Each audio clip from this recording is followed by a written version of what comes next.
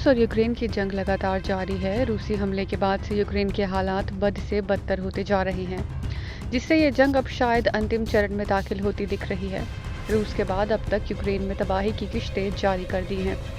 रूस ने 43वें दिन यूक्रेन पर मिसाइल अटैक कर अपने खौफनाक प्लान को अंजाम देना जारी कर दिया है, जिससे यूक्रेन अब बड़े स्तर पर पलटवार करने की तैयारी कर रहा है।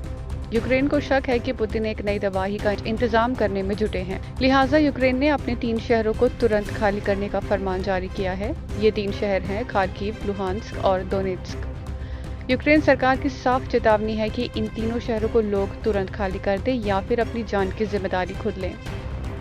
दूसरी ओर बूचा में रूसी सेना के नरसंहार से पूरी दुनिया में गुस्से का माहौल है, जिसको लेकर संयुक्त राष्ट्र मानवाधिकार परिषद से रूस को बेदखल करने को लेकर संयुक्त राष्ट्र महासभा की बैठक बुलाई गई, जिसमें रूस को बड़ा झटका लगा है। बूचा शहर में रूसी सैनिकों की बर्बरता सामने आने के बाद रूस को संयुक्त राष्ट्र मानवाधिकार परिषद से निलंबित करने का प्रस्ताव संयुक्त राष्ट्र महासभा में पास हो गया।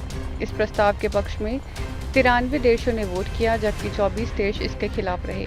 वहीं 58 देशों ने वोटिंग से दूरी बनाए रखी। इसमें भारत भी शामिल है।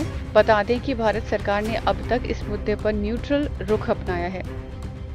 भारत ने रूस को UNHRC से बाहर करने के लिए हुई वोटिंग में भाग नहीं लेने पर अपना पक्ष रखा है। संयुक्त राष्ट्र में भारत के दूत TS त्रिमूर्ति ने कहा कि हम बिगड़ रहे हालात को लेकर बहुत परेशान हैं और सभी तरह की जंग को खत्म करने की अपील को दोहराते हैं।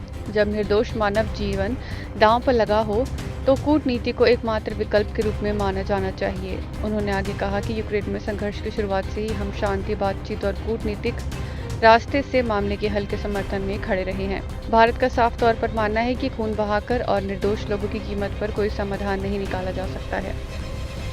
गौरतलब है कि रूस और यूक्रेन के बीच चल रही जंग को 40 दिनों से ज्यादा का समय बीत चुका है। रूसी सेना अब तक यूक्रेन के अलग अलग शहरों में जमकर तबाही मचा चुकी है।